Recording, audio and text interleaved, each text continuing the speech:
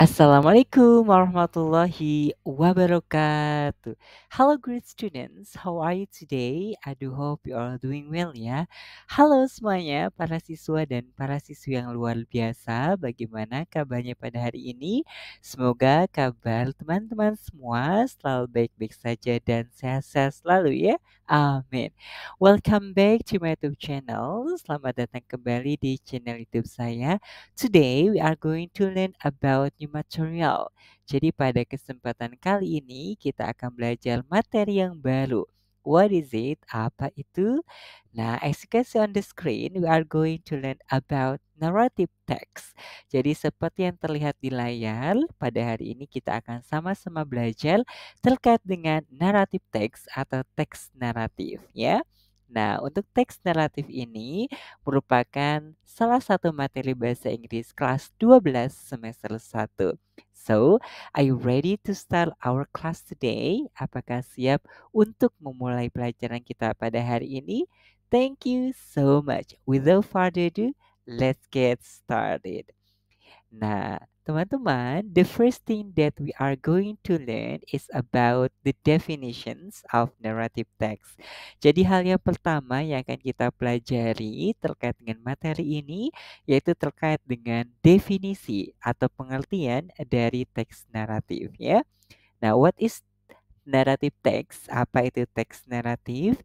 Nah, teks naratif is a text that tells a story. Jadi, teks naratif merupakan sebuah teks yang menceritakan sebuah cerita.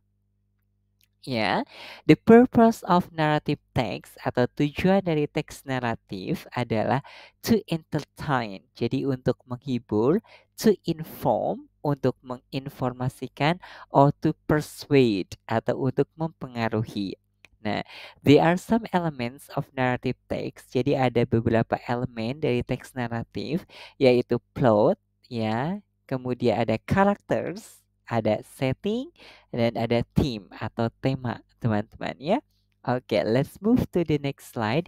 Kita lanjutkan ke slide berikutnya, teman-teman ya. Nah, this is about the structure of a narrative text. Untuk selanjutnya, kita akan belajar terkait dengan struktur dari teks naratif.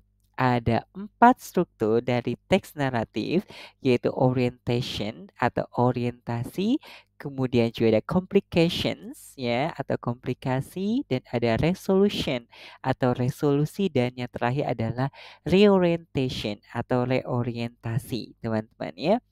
Let's discuss one by one. Mari kita diskusikan satu persatu, teman-teman ya. Nah, untuk orientation, ya, it introduces the setting, character, and time. Jadi, di dalam orientation atau orientasi ini, ya, bagian ini merupakan bagian yang penting dikarenakan pada bagian orientasi ini penulis memperkenalkan settingnya, kemudian karakternya siapa saja, dan waktunya kapan. Begitu, teman-teman ya. Nah, dan juga untuk struktur yang kedua yaitu complication atau komplikasi berisi terkait dengan the main problem atau masalah utama atau main konflik atau konflik utama ya. Jadi pada bagian ini masalah utama ataupun konflik itu diperkenalkan. Nah, selanjutnya untuk struktur yang ketiga yaitu resolution atau resolusi. Nah, pada bagian ini the problem is solved ya. Jadi masalah itu diselesaikan atau the conflict is resolved atau konfliknya juga selesai begitu ya. Nah, reorientation atau reorientasi yaitu the story is concluded atau story atau ceritanya itu selesai, teman-teman ya. Oke, kemudian kita akan belajar terkait dengan elements of a narrative text atau elemen dari sebuah teks naratif, teman-teman. Di sini ada 4 elemen dari sebuah teks naratif. Untuk yang pertama yaitu plot. Nah, plot merupakan the sequence of events in a story. Jadi urutan peristiwa atau kejadian di dalam sebuah cerita. Kemudian untuk elemen yang kedua yaitu characters ya, yaitu karakter the people or animals in a story. Jadi orang-orang ataupun hewan ya atau binatang di dalam sebuah cerita. Dan untuk elements yang ketiga itu setting, ya, the time and place where a story happens. Jadi berisikan waktu maupun tempat di mana sebuah cerita itu terjadi. Dan yang terakhir yaitu theme atau tema, the underlying message or idea in a story. Jadi merupakan pesan atau ide di dalam sebuah cerita, teman-teman ya. Baik, selanjutnya we move to the next slide. Kita lanjutkan ke slide berikutnya.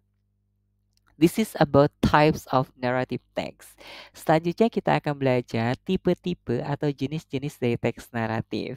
Ada beberapa tipe atau jenis dari teks naratif, di antaranya adalah folk tales atau dongeng, teman-teman. Ada fables atau cerita hewan, ada legends, legenda, ada myth, mitos, ada novels, novel, dan ada short stories atau cerita pendek, teman-teman ya. Oke, let's move to the next slide. Kita lanjutkan ke slide berikutnya, yaitu terkait dengan an example of narrative text atau contoh dari teks naratif, teman-teman. Di sini untuk title atau judulnya adalah The Lost Kitten, ya.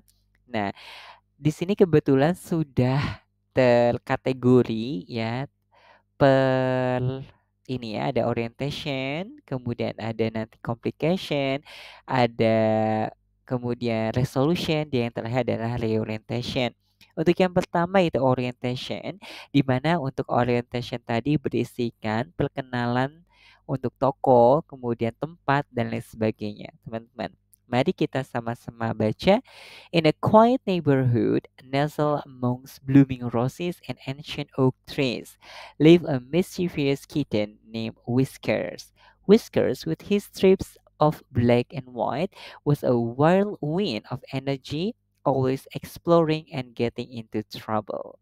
Nah, di dalam orientasi ini kita dapat mengetahui bahwa karakter utamanya adalah kitten atau anak kucing bernama Whisker, teman-teman ya. Selanjutnya, yaitu ada complication atau komplikasi memperkenalkan masalah atau konflik utama. Kita baca sama-sama teman-teman. One sunny afternoon, while chasing a butterfly that flitted through the open window, Whisker squeezed through the narrow gap and found himself outside. He chased the butterfly deeper and deeper into the unfamiliar world, farther and farther from home. The butterfly, tiring, eventually landed on a full fence, leaving Whiskers alone and lost. Nah, di dalam komplikasi ini kita dapat mengetahui bahwa untuk masalahnya yaitu Whisker atau si anak kucing ini tersesat begitu ya setelah mengejar a butterfly atau seekor kupu-kupu. Next yaitu resolution atau penyelesaian masalah.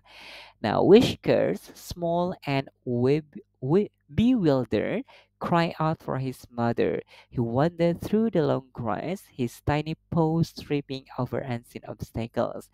Just as despair began to set in, he heard a familiar meow. It was his mother.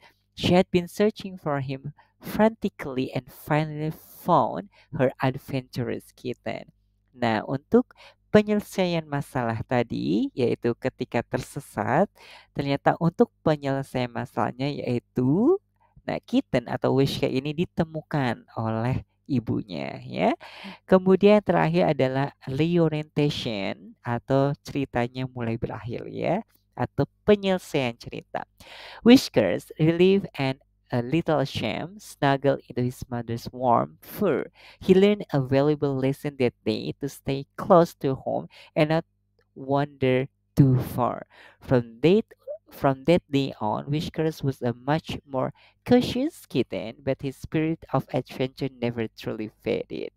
Nah, jadi untuk penyelesaian ceritanya, ya di sini kita mengetahui bahwa Kitten atau Whisker ini mendapatkan pelajaran yang berharga ya, bahwa untuk tetap dekat ke rumah dan tidak terlalu jauh. Nah, teman-teman, I think that's all for today. Thank you so much for your attention. Terima kasih sekali teman-teman untuk perhatiannya. If you have any questions, please feel free to write down your questions below on the comment box. Apabila teman-teman ada pertanyaan, silakan sekali untuk dituliskan di kolom komentar ya.